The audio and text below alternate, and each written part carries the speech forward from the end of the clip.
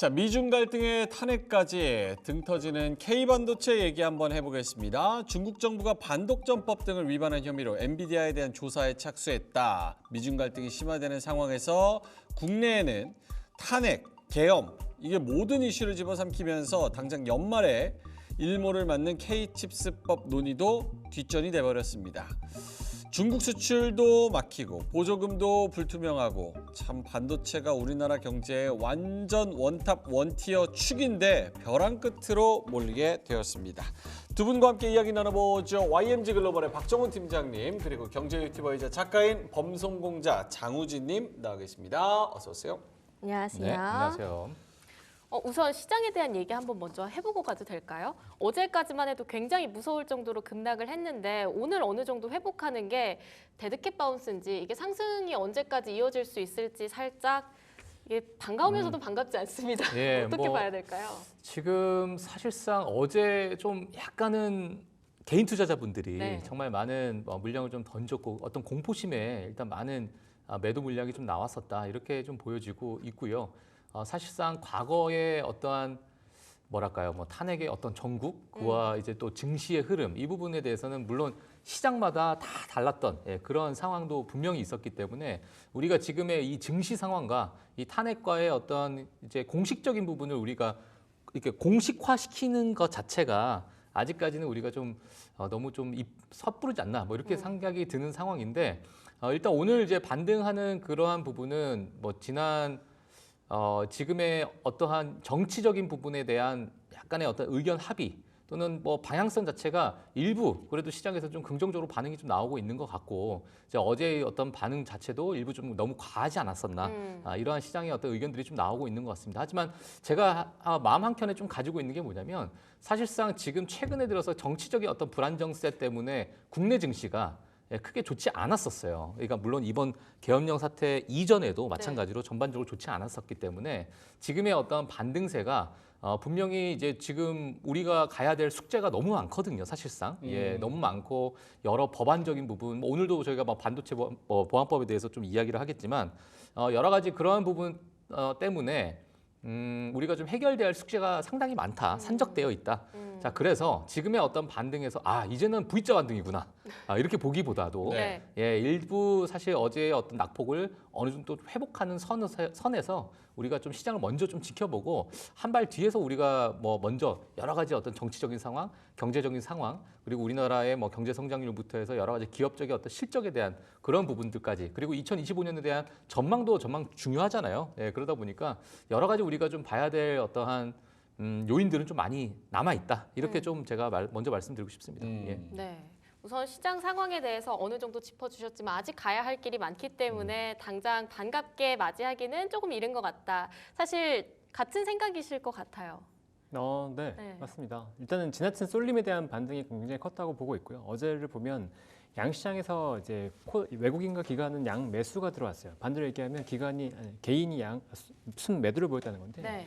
그 규모가 1조 2천억 정도에 달했습니다. 맞아요. 그런데 코스피가 2% 하락했고 코스닥은 5%가 하락했어요. 그러니까 기관 외국인이 사면서 올린 게 아니고 기관 외국인이 개인의 매도를 받아줬다라고 볼 수 있는 거기 때문에 결국은 이렇게 쏠림이 심하다 그러면 그거에 대한 되돌림은 굉장히 빠르게 나타날 수 있는 부분이었거든요. 근데 시장은 불확실성을 싫어합니다. 정치적인 불확실성을 굉장히 싫어하는데 탄핵이 불발되면서 결국은 여기에 대한 정치적 불확실성을 개인들만 반영했어요. 외국인들 오히려 샀다는 거죠. 그러니까 오늘 반등은 굉장히 리즈너블했다 이렇게 볼 수 있는 거고 이 이후의 반등이라고 하는 건 결국은 한국의 체력이 다시 한번 좋아질 것이냐 여기에로 기결되기 때문에 이 이후는 다시 시장의 상황을 좀 보면서 대응하는 게 맞지 않나 이렇게 판단이 됩니다. 그래도 일단은 개인 투자자들의 그런 공포 심리를 조금은 좀 달래줄 수 있지 않나라는 측면에서는 전 오늘 시장을 긍정적으로 보고 있습니다. 우선 질문을 본격적으로 좀 해볼까 하는데요. 네. 중국의 엔비디아 반독점 조사 이번 이슈에 대해서는 사실 이전부터 어느 정도 있어 왔었던 말들이었지만 특히 이번에 이렇게 카드를 꺼내든 건 미국이 HBM 수출 규제 얘기하고 중국을 먼저 선제 공격한 거에 따른 보복이다. 이런 얘기들 계속 들리는 것 같습니다. 예, 맞습니다. 지금 사실상 엔비디아는 저는 이제 시작에 불과하다 이렇게 좀 보여지고 있고 지금 중국이 반도체나 여러 지금 첨단 산업에 관련되어 있는 광물, 특히나 원자재에 관련된 그러한 또 협상 카드를 꽉 쥐고 있잖아요. 네. 예, 전 세계의 뭐 가장 큰 점유율을 좀 차지하고 있기 때문에 앞으로 뭐 그런 부분에 대해서 여러 가지 협상 카드로서 지금은 정말 정말 이제 첫 단추도 아직 꿰지 않은 수준의 그런 어떤 협상 카드가 아닐까 이렇게 생각이 들고 앞으로도 정말 많은 그러한 어떤 관세나 아니면 미중 무역 갈등에 대해서 여러 가지 이야기가 좀 나올 것 같은데 사실상 제가 이제 그 중국에 관련해서도 지금 최근에 중앙경제공작회의나 아니면은 뭐 일부 뭐 통화정책의 기조가 일부 완화가 됐다라는 이야기 때문에 어제 중국 기업들이 크게 이제 상승하는 그런 모습을 좀 보였었는데 네. 지금 중국 시장 자체를 보게 되면 사실상 과거의 그 밸류에이션 측면에서 봤을 때는 여전히 좀 저렴하긴 해요. 예, 저렴한 부분은 있습니다. 물론 부동산 시장이 너무나도 지금 뭐 경색되어 있고 내수 시장도 지금 그렇게 크게 만족할 만한 부분은 아니다 보니까 부양책을 막 쏟아내고 있는 상황은 맞습니다. 그리고 시장에서 여전히 그 부양책 규모에 대해서 실망하고 있는 건 맞지만 여전히 그 중국에 대한 의지나 이런 부분은 분명히 이제 작동을 할 수밖에 없을 것 같고 네. 뭐 그게 단기적이 될지 뭐 중장기가 될지는 우리가 좀 지켜봐야 되겠지만 일부 뭐 중국 시장에 대해서는 지금 너무 뭐 낙관적으로 보는 것보다도 그래도 지금보다는 조금은 우상향하는 그런 방향은 좀 가져가지 않겠느냐. 저는 이렇게 보고 있고요. 자, 그러한 과정 속에서 지금 반도체 또는 엔비디아 이런 협상 카드가 네. 향후 좀 자극적으로 움직일 수 있을 것 같아요. 예, 그래서 과거에 우리가 생각했던 어떤 관세 정책이나 네. 아니면 미국의 어떤 반도체 규제나 이런 것들이 더 나와서 중국 시장을 더 밑으로 끌어내리는 완전히 뭐 정말 지하실 뭐 20층, 지하 20층까지 내려가게끔 하는 뭐 그러한 상황은 저는 나오지 않을 것으로 좀 보고 있기 때문에 그 낙폭에 대해서는 일부 좀 제한적이다. 하지만 일부 중국에서 내놓고 있는 여러 가지 부양책이나 이런 방향성에 대해서 오히려 저는 업사이드가 조금 더 있다라고 저는 개인적으로 보고 있기 때문에 지금에 나오는 어떤 협상이나 과거 관세에 대한 우려는 일부 저는 중국 시장에 일부 저는 반영이 됐다고 봐요. 네, 네. 반영이 됐다고 보고 그런 부분은 어떻게 또 현명하게 나올지 또는 부양책의 규모가 어느 정도가 될지가 오히려 더 저는 좀 관심이 가지 않나 저는 그렇게 좀 보여집니다. 예. 그러니까 우선 중국의 반도체 시장은 앞으로 조금 더 올라갈 수 있을 거다 이렇게 말씀을 해주신 것 같은데 네. 왜요? 뭐 올라갈 수 있고요. 네. 과거만큼의 어떤 중국 시장의 급격한 하락은 저는 네. 나오지는 않을 가능성이 크다. 네, 이렇게 좀 말씀드리고 싶습니다. 그 작가님께도 좀 같은 질문을 드리고 싶은데요. 이 중국이 이번에 엔비디아의 반독점법 소송을 좀 건 거에 대해서 앞으로의 중국과 미국 사이의 이런 반도체 패권 경쟁이 보다 심화될 거다. 여러 가지 전망들 나오고 있는데 어떻게 생각하시나요? 일단 동향을 좀 봐야 될 거로 보고 있는데 트럼프와 바이든 굉장히 큰 차이를 보이고 있어요. 그러니까 네. 바이든 같은 경우에는 다자주의를 정책으로 내세웠기 때문에 중국을 중심으로 두고 미국과 연합국들이 손을 잡고서 중국을 때렸단 말이죠. 그래서 이번 정책도 보면 HBM 수출을 우리나라에 금지한다라는 거였거든요. 네. 그 동맹국이 HBM 수출을 해서 중국이 AI 반도체 개발하는 걸 막아라라는 거였는데 트럼프는 좀 달라요. 트럼프 같은 경우에는 미국을 중심으로 두고 네. 모든 국가와 싸웁니다. 유럽도 동맹국 대우를 안 하고 한국도 그렇고 일본도 그렇고 미국 우선주의로 가면서 고립주의로 가요. 그러니까 이 정책으로 갔을 때 과연 바이든처럼 이렇게 중국을 정밀하게 압박할 수 있을까에 대한 의문이 살짝 있는 거죠. 그럼 그 가운데 그럼 중국은 왜 이렇게 계속 카드를 보이고 있느냐? 히토류 수출 금지를 비롯해서 지금 엔비디아를 규제하는 형태, 이런 형태의 카드를 계속 내보이는 건 트럼프는 협상가라는 거죠. 기업가 출신이고 결국 협상가기 때문에 네. 이런 카드를 내보임으로 인해서 우리도 이런 것들을 양보할 수 있다라고 하는 것들을 보여주려는 게 아닌가 싶어요. 트럼프의 아직 대중 관련된 정책들은 아직 확정돼서 나오지 않고 있는데 과연 1기와 2기가 다를 건지는 좀 지켜봐야 됩니다. 1기는 관세를 중심으로 때렸고 정밀하게 정밀 타격을 들어가진 않았어요. 근데 2기 같은 경우에는 조금 다른 느낌이 보이는 게 내각의 구성을 봤을 때 완전 대중 강경파들이 대거 포진해 있거든요. 네. 그렇기 때문에 이 대중 강경파들이 정말 중국을 때려야 된다. 중국이 여기서 성장하는 걸 막아야 된다라고 판단한다 그러면 여기서 중국에 대한 더 강력한 정책들이 나올 수 있을 것 같고 그렇지 않다고 한다면 중국과 협상의 카드가 충분히 있을 거라고 보고 있어요. 그리고 최근에 보면 중국도 약간 재미있는 게 한국에 대해서 이렇게 뒤로 손을 내밀고 있잖아요. 앞으로 손을 내밀지는 않는데 이게 고립주의로 가기 때문에 미국이 중국이 유럽이나 한국을 대상으로 해서 살짝 이렇게 손을 내밀면서 우리 네. 같은 편하자라고 얘기하고 있는 거라고 보고 있거든요. 그러니까 그런 측면으로 갔을 때 우리나라는 반대로 약간의 기회가 생길 수도 있다. 트럼프의 고립주의로 간다 그러면 우리가 중국과 손을 잡으면서 약간 그 광해군 시대에 어떤 중립적인 외교를 하면서 그런 약간 기회를 볼 수도 있는 시기가 아닌가라는 생각이 들긴 합니다. 근데 그거 어떻게 하는 거예요? 어떤 걸요? 양쪽으로 다 손잡는 거 슬쩍슬쩍. 어떻게 하는 거냐고요? 네. 아니 그거 미국에서는 이제 워낙 심하게, 그러니까 트럼프도 좀 진짜 어렵다고 생각이 드는 게 너무나 노골적으로 나는 터치 안 할 테지만 네가 혹시나 쟤네랑 거래하면 너네한테 불이익을 줄 수 있는 경우는 너무 많고 하기만 해봐 이런 스탠스여서 맞아요. 몰래 뒤로 손잡기도 약간 어떻게 해야 될지 모르겠고, 그렇다고 뭐 대놓고 손잡을 수는 없고, 그렇다고 미국만 쳐다보고 있자니 이게 계속 손가락만 빨 것 같고, 이래서 이럴 때 뭐 물론 당연히 묘안이 없겠지만 어떤 방법이 좀 있을까요? 일단 미국의 정책을 봐야 되는데, 미국이 지금 말씀하신 것처럼 HBM이나 이런 것들을 수출을 금지시키고 동맹국으로 우리가 같이 중국을 압박하자라고 하는 정책이 지금 바이든의 정책이라고 한다면 네. 트럼프 때 정책이 바뀌는 걸 봐야죠. 만약에 이렇게까지 정밀하게 같이 압박하자는 형태가 아니고 너도 때릴 건데 중국도 때릴 거야라고 하면서 이 같이 공동 전선을 구축해서 나가는 게 아니라고 한다면 우리가 중국과 손잡을 수 있는 여력은 충분히 있을 거라고 보고 있고요. 뭐 반도체 장비를 수출할 수 있는 것도 있을 거고, 중국도 우리가 한한령 해제하면서 한국의 어떤 문화 상품들이 수출할 수 있는 그런 자리들이 조금씩 마련해주고 있잖아요. 그러니까 그런 계기들이 나올 수 있으니까, 그러니까 트럼프가 들어오면 자연스럽게 중국과 손잡을 수 있는 여력들은 조금씩 늘어날 거다라고 보는 거죠.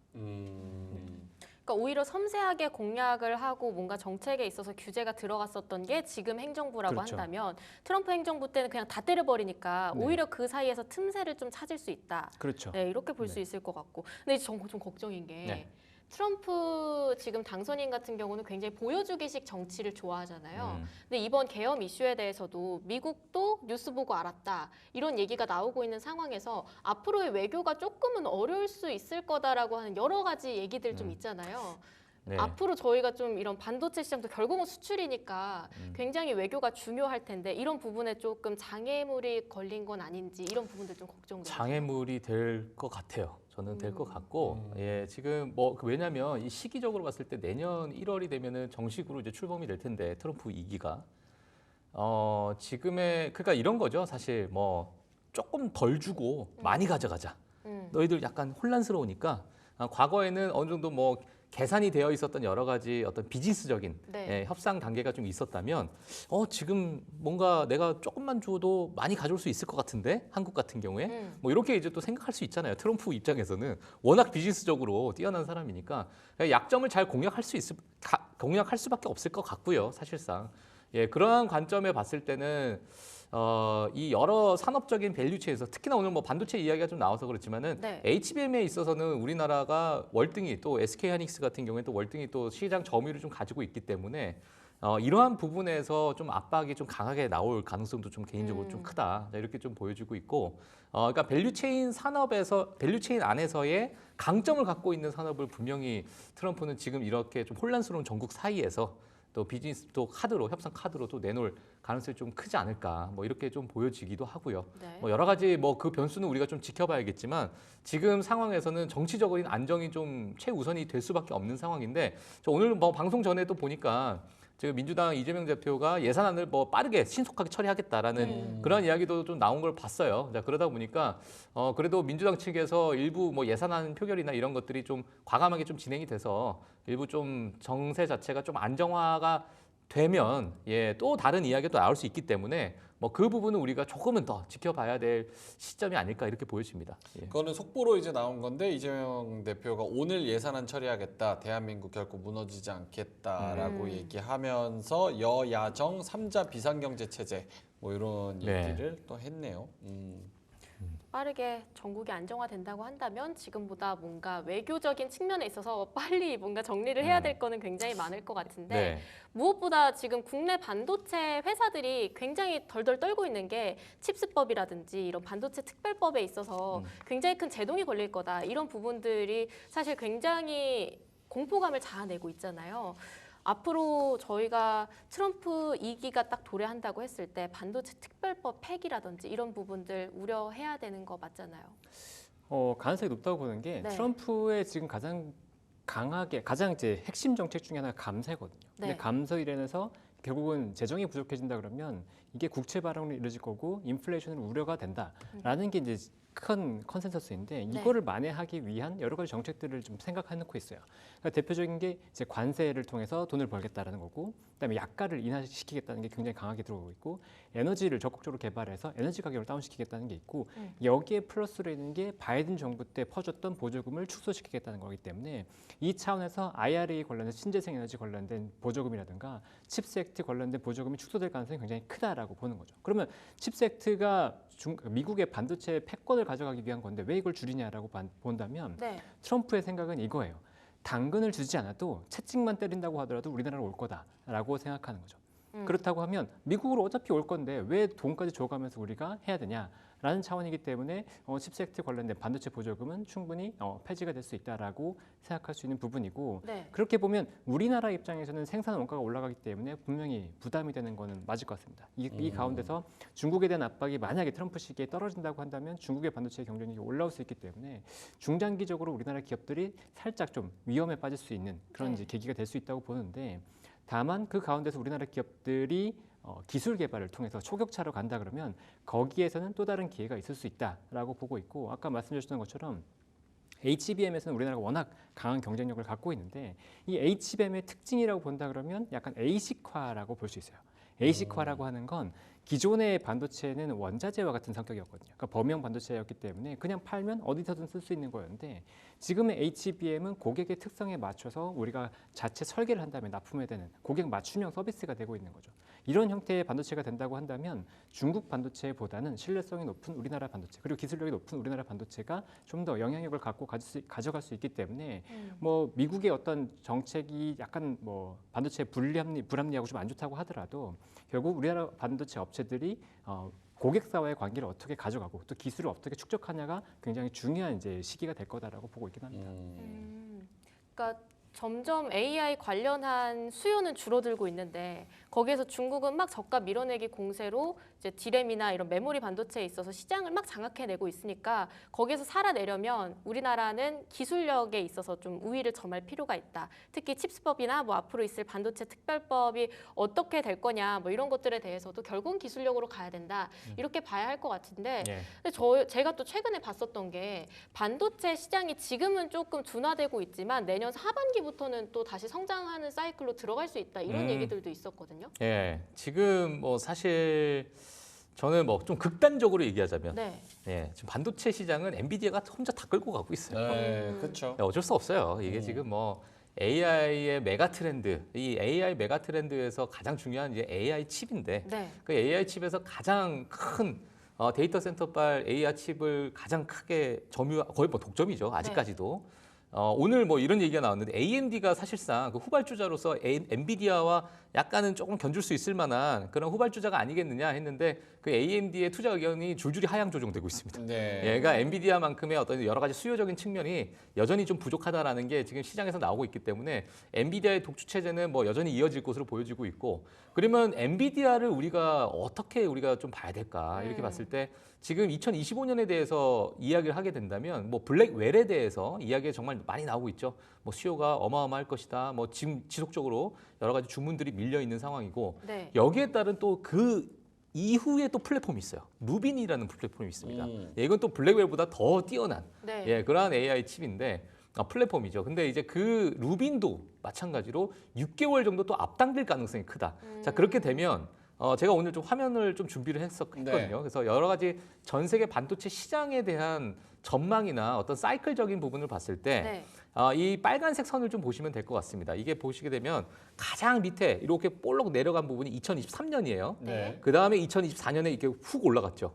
그 다음에 2025년 되면은 약간 이렇게 눕는 그런 모습인데, 이게 가트너에서 예상을 전망을 했었고요. 이 예상을 했던 시기가 언제냐면 2023년 때예요. 2024년 때 우리가 보고 있는 2024년과 2025년 반도체 사이클이 올 것이다. 자, 이러한 이제 이야기를 하게 되면서 올해에 정말 반도체 섹터가 좋았잖아요. 사실상 좋았고, 근데 이제 가트너에서 지금 가장 최근에 나왔던 게 바로 제가 왼쪽 글에다가 좀 옮겨 적었는데 2024년 우리가 기존에 예상했었던 16.8%의 성장률을 보일 것이다 했지만 올해 너무 괜찮아서 19% 성장률을 보인 거예요. 자, 근데 내년에 우리는 15.5%의 성장률을 보일 것 같아. 약간 꺾일 것 같아. 라고 얘기를 했는데 2025년에 14% 성장을 좀 보고 있다. 그렇다는 얘기는 과하게 올라오긴 했지만 좀 과하게 좀 내려갈 수 있는 그런 어떤 반도체 사이클을 우리는 좀 예상을 한다. 이렇게 좀 이야기가 나오곤 있긴 합니다. 물론 지금의 이 상황은 엔비디아가 얼만큼 그 수요를 충족시키고 지금의 어떤 AI 트렌드를 얼만큼 끌어내느냐에 따라서 일부 사이클이 잠시 조다가 다시 또 올라갈 수 있는 요인이 분명히 될 수도 있고요. 그래서 이 부분은 우리가 좀 지켜봐야겠지만 지금 올해보다는 내년의 성장률을 일단 지금 많은 IB들에서는 또는 리서치 센터에서는 이런 부분을 조금은 또 둔화의 어떤 시그널로서 지금 보고 있는 상황이다 보니까 일부 몇 개의 정말 옥석 가리기가 좀 필요할 수 있는 그런 시장이 될 수도 있고 일부 독주 체제를 가지고 있는 또는 뭐 SK하이닉스나 일부 우리 고성능 뭐 메모리 칩 같은 경우에도 일부 역할을 하는 그 밸류 체인 안에서 정말 핵심적인 역할을 하는 그런 기업들만 살아남을 수 있는 그런 어떤 방향이 될 수도 있거든요. 네. 그래서 이 부분은 아마 우리가 2025년 뭐 초반 상반기 뭐 상반기까지도 아니죠. 사실 1월만 돼도 방향성은 제가 볼 때 분명히 나올 것으로 보여져요. 그래서 그렇게 되면 일부 기업들, 예, 뭐 주가적인 측면에서 완전히 다른 양상을 보일 수 있는 그런 상황이 벌어질 수도 있다. 지금 뭐 예를 들면 네. 소프트웨어가 가고 있듯이, 예, 그러한 뭐 저 그래프가 좀 핵심이라고 보는데 예. 저 중에서 이제 퍼센티지가 좀 꺾이는 와중에서 가장 많이 또 차지하는 게 시스템 반도체와 이제 AI, HBM 쪽으로 많이 올라올 텐데 퍼센티지가 높아질 텐데 하이닉스만 지금 HBM 최첨단 HBM을 공급하고 있는 상황이고 삼성전자는 아직도 퀄테스트가 통과가 됐다는 얘기가 아직 안 나오고 있는 상황. 그렇죠. 거기다가 이제 파운드리는 우리가 죽쓰고 있는 상황에서 TSMC 점유율은 또 높아지고 맞아요, 있는 맞아요. 상황. 그리고 밑에 레거시들은 중국의 창신 메모리가 급격하게 또 올라오고 있는 상황에서 완전히 샌드위치 효과로 우리나라의 입지는 훨씬 더 줄어들고 있는 이 상황이 진짜 위기가 아닌가 이런 생각이 드는데. 그래서 제가 앞서 말씀드린 게 뭐냐면 각 밸류 체인마다 네. 역할하는 기업들만 살아남고 그 밸류 체인 안에서 자기 역할을 하지 못하는 기업들은 네. 도태될 수밖에 없는 상황이 될 것 같아요. 그 앞서서 지금 명희과가 말씀해 주신 것처럼 삼성전자 특히나 우리나라가 정말 강했던 뭐 메모리 반도체 뭐 이런 분야 그런 분야가 지금 중국에서 어마어마하게 치고 올라오고 있는 상황이고 점유율이 너무나도 급격하게 빼앗기고 있거든요. 네. 예, 그 과거의 어떤 트렌드와 비교할 수 없을 정도로 좀 빼앗기고 있는 상황이다 보니까 자 그럼 이것을 우리가 타개해 나갈 수 있을까라고 봤을 때 과거에 중국에 정말 어마어마한 치킨 게임이 들어갔었던 이런 분야들이 우리나라 기업들이 다 두 손 두 발 들고 나왔었어요 사실상 예 뭐 가격 압박이 되니까 이건 도저히 해낼 수가 없는 상황이었고 네. 뭐 그런 상황이 만약에 이런 레거시 분야까지도 이미 일부 분석가들이나 일부 저희 전문가분들께서는 이미 끝났다라는 또 평가를 하시는 분들도 계십니다. 사실상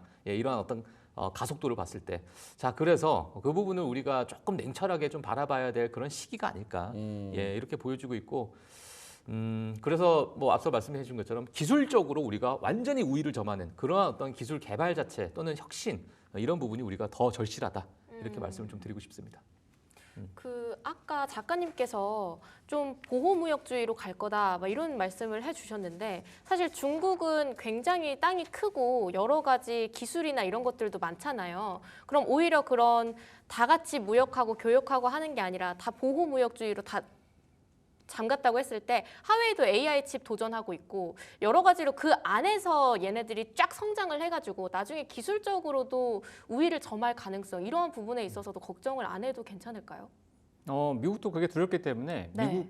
중국으로의 기술이 들어가는 것들을 굉장히 경계하고 있는 거죠. 대표적으로 장비라든가 소재를 들어가지 못하게 한다. EUV 장비 같은 경우도 못 들어가잖아요. 그러니까 그런 것들 자체가 중국 내에서 기술이 개발되지 못하도록 잠그고 있는 거고 그게 개발되지 못한 상태에서 중국 내부에서 개발할 수는 있겠죠. 근데 중국 내부에서 자원을 들여서 그냥 맨 땅에서 헤딩하면서 개발을 한다고 치면 그 기술 격차가 또 발생할 거잖아요. 그러니까 그런 차원이 있기 때문에 아주 첨단 반도체 같은 경우에는 아직은 충분히 여력이 있고 그걸 염두에 두고 있기 때문에 미국도 그런 형태의 AI 쪽으로 추가적으로 따라오지 못하게 만드는 그런 전략들을 펴고 있다. 이게 맞는 것 같아요. 현재로서 봤을 때는. 네.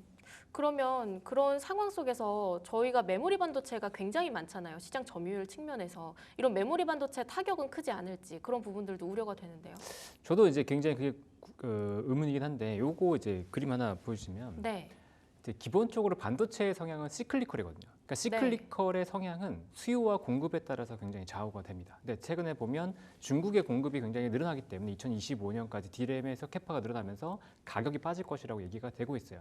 근데 보통 반도체는 이게 이제 뭐냐면 불사조인데 불사조 피닉스 하면 떠오르는 문구가 하나 있죠. Rise from the ash라고 잿더미 속에서 부활한다는 거거든요. 그러니까 항상 해리포터 안 보였어요? 해리포터? 해리포터요? 네, 해리포터에 보면 나옵니다. 잿 속에서 이 피어나는 불사조와 네, 불사조가 나타나는. 뭐였죠? 불사조의 잔인가? 아니야. 해리포터 모르죠? 알죠. 아. 알죠. 아. 알아요. 불사조의 기사단. 네, 기사단. 맞아요. 불사조 기사단. 기사단. 네. 그래요? 제가 나와요. 나오죠. 네. 네, 덤블도어 교수님. 약간 해리포터 닮으신 것 같은데.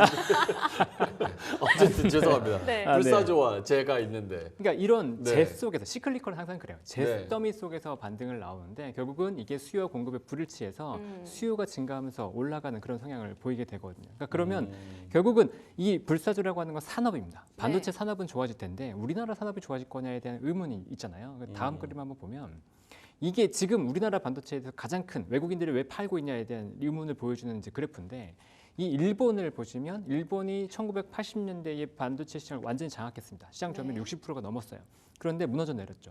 그 반도체 사이클로 봤을 때는 반도체 자체는 올라갔지만 일본은 무너졌다는 거예요. 그 사이를 우리나라가 치고 들어갔죠. 그러니까 지금 우려하는 건 한국이 지금 50% 60% 정도 되는 점유율을 갖고 있었던 상태에서 메모리에서 이게 중국이 치고 들어오면 어떻게 하냐라고 하는 우려를 갖고 있는 건데 저는 이렇게 생각하는 거죠. 지금 그림이 좀 잘못됐는데 미국과 중국이 싸우고 있어요. 미국과 중국이 싸우고 있는 가운데서 미국은 중국을 굉장히 견제하고 있습니다. 근데 그럼 중국을 견제한 상태에서 메모리 반도체를 제대로 생산해서 공급할 수 있는 나라가 얼마나 될까냐고 본다면 미국과 우리나라 그리고 일본 정도밖에 없어요. 근데 일본도 굉장히 경쟁력이 터져 있고 미국과 우리나라인데 우리나라가 결국은 이런 그 구조 속에서 재편되고 우리나라가 들어갈 수밖에 없다는 거죠. 네. 그러면 우리나라 반도체는 기술력만 계속해서 좀 갖춘다고 한다면 충분히 경쟁력을 가져갈 수 있는 건데 문제는 삼성전자가 기술력에서 뭔가 주도권 잃어가는 것 같다. 그렇죠. 빈 카우터스라고 얘기하죠. 이게 콩을 셀 정도로 이제 재무적으로만 너무 집중을 하면 기술력이 떨어지면서 회사가 어려워진다. 대표적으로 보여준 게 인텔이었고 삼성이 그렇게 가는 게 아니냐라는 우려 때문에 삼성은 좀 쳐져 있는 거고 SK하이닉스에 대한 밸류가 좀 더 높은 상황이라고 보고 있는데 저는 뭐 모르겠어요. 이번에 삼성전자 인사도 약간 좀 이건 아닌 것 싶은데 라는 생각이 들긴 하지만 네. 그래도 아직까지는 삼성전자가 뭐 완전히 주도권을 잃은 정도는 아닌 것 같다라는 거고 중국은 이제 메모리 반도체도 미국에서 굉장히 세게 때릴 것 같거든요 내년에. 그렇게 본다면 우리나라 반도체 쪽에서 완전히 기회를 상실하거나 완전히 뭐 주도권을 상실하거나 이런 거는 아닌 것 같고 여전히 기회는 좀 있다. 요 정도가 맞지 않을까요? 제가 뭐 짧게 조선주를 우리가 가끔 얘기할 때 조선 한국 이제 우리 아시아에서 뭐 일본, 중국, 한국이 가장 조선주 가장 잘 하잖아요. 네. 근데 이제 미국 입장에서는 이게 이 존스법이라 그래가지고 네. 조선주 그러니까 우리가 뭔가 이제 배를 맡기거나 이렇게 될 때 미국으로 들어와서 이거를 만들어야 돼요 배를. 예, 그런 법이 있는데 결국엔 그거를 이제 중국에다 맡기겠어요? 절대 안 맡기죠. 그렇죠. 예, 그러니까 그 한국에 대한 여러 낙수 효과가 좀 있을 텐데 반도체 같은 경우에는 사실 그게 사실상 워낙 대안책이 많으니까 네. 그런 부분에 대해서 약간 아쉬운 부분도 있어요. 뭐 TSMC가 분명히 있고 예, 만약에 중국을 완전히 배제하고 나서 그러한 어떤 역할을 할 수 있는 그러한 부분이 지금 무엇이 있을까라고 했을 때 빨리 좀 어느 정도 삼성전자나 이렇게 좀 치고 올라와줬으면 그러한 어떤 점유율에서 우리가 그러한 효과를 많이 볼 수도 있는 상황이 되지 않을까 한데 너무나도 최근에 뭐 대만 쪽에 좀 몰리는 그런 네. 모습 또는 뭐 여러 가지 제조는 또 인도 쪽에 몰리고 뭐 이러한 부분이 좀 있다 보니까 뭐 그런 부분에 대해서 저는 뭐 개인적으로 조금 뭐 아쉽기도 하다 이렇게 좀 말씀드리고 싶습니다. 예. 다 아쉬울 거예요. 저도 너무 아쉽고 삼성전자가 아무래도 이제 기술력 측면에 있어서 뭔가 콜 테스트를 통과한다든지 새로운 반짝임을 다시 보여줘야 될 시기가 아닌가 싶습니다. 보여줬을 때 국내 반도체 관련주들도 꽤 많이 회복을 하지 않을까라는 기대감 가져보면서 한마디를 듣고 마무리해볼까 하는데요. 오늘 작가님 한마디부터 좀 열어볼까 합니다. 네, 아까 얘기 드렸던 Rise Rise from the Ash 또 이거. 있는데 오늘 이것도- 뒤에 한 마디가 붙어 있어요. 그래요? Someday. Someday. 네네. 아, 언젠가. 주식이랑 비슷하네요. 그렇죠. 언젠가 오른다. 네, 근데 아직 언젠가 언제인지 모르겠어요. 네, 그리고 알겠습니다. 언젠가가 우리나라가 될지도 아직 잘 모르겠어서. 이게 범송 공자님이시니까 네. 한복을 읽고 영어를 읽으시면 더 재밌었을 것 같아요. 그죠? 이질적으로. 잿더미에서 피어난다. 그렇죠. 언젠가는. 언젠가. 알겠습니다. 박종훈 팀장님은요? 예, 저는 사실 오늘 뭐 미중 무역 갈등에 대해서 조금 좀 크게 이야기를 했는데 네. 사실 이러한 무역 갈등 자체는 이미 시장에 어느 정도 반영이 되어 있다. 예, 우리가 너무 낙폭에 대해서 크게 우려 안 해도 되지 않을까. 예, 이렇게 저는 좀 보고 있기 때문에 네. 우리나라 반도체 기업들도 일부 좀 반등하면 좋은 어떤 영향이 분명히 있을 것으로 보여지고 뭐 엔비디아에게도 달려 있기 때문에 그 부분을 우리가 향후 좀 지켜봐야 될 것으로 보여진다. 이렇게 말씀드리도록 하겠습니다. 네, 엔비디아의 앞으로의 흐름을 좀 잘 지켜봐야겠지만 국내 반도체도 이미 어느 정도 주가는 선반영되어 있기 때문에 어떠한 흐름들을 가져가야 할지는 좀 당분간 희망적인 마음 가져보면서 좀 지켜보면 좋을 것 같습니다. 두 분과 여기서 인사드릴까 하는데요. 범송공자 장우진 작가님 그리고 YMG 글로벌의 박종훈 팀장님과 함께했습니다. 두 분 말씀 감사합니다.